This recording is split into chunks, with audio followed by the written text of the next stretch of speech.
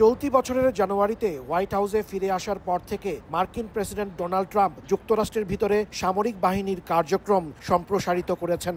গেল মাসে Trump national guard সৈন্যদের রাজধানী ওয়াশিংটন ডিসিতে মোতায়েন করেন। প্রেসিডেন্টের দাবি, এর মাধ্যমে আইন শৃঙ্খলা পরিস্থিতির উন্নতি ও জননিরাপত্তা পুনঃপ্রতিষ্ঠা করা সম্ভব হবে।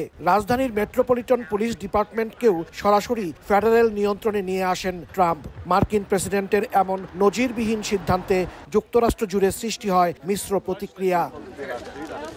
এবার খোদ ওয়াশিংটন ডিসি কর্তৃপক্ষ রাজধানীতে ন্যাশনাল গার্ড সৈন্য মোতায়েনের ঘটনায় ট্রাম্প প্রশাসনের বিরুদ্ধে মামলা করেছে। বৃহস্পতিবার ফেডারেল কোর্টে মামলাটি দায়ের করেন ডিসির অ্যাটর্নি জেনারেল ব্রায়ান শোয়ালব। মামলায় বলা হয়, এই মোতায়েন অসাংবিধানিক এবং একাধিক ফেডারেল আইনের লঙ্ঘন।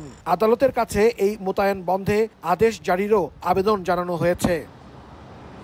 সামাজিক যোগাযোগ মাধ্যম এক্সে দেয়া এক পোস্টে অ্যাটর্নি জেনারেল বলেন, আমেরিকান ভূমিতে মার্কিন নাগরিকদের উপর সশস্ত্র সেনারা পুলিশি দায়িত্ব পালন করবে, এটি কখনোই হওয়া উচিত নয়। এটি প্রেসিডেন্টের নির্বাহী ক্ষমতার বিপজ্জনক সম্প্রসারণ, যা সেনাবাহিনী ও সাধারণ নাগরিকদের মধ্যে উত্তেজনা সৃষ্টি করতে পারে। মামলার আর্জিতে ব্রায়ান শোয়ালব বলেন, ডিস্ট্রিক্ট অফ কলম্বিয়ার উপর জোরপূর্বক সামরিক দখল স্থানীয় স্বায়ত্তশাসন এবং মৌলিক স্বাধীনতাকে লঙ্ঘন করবে।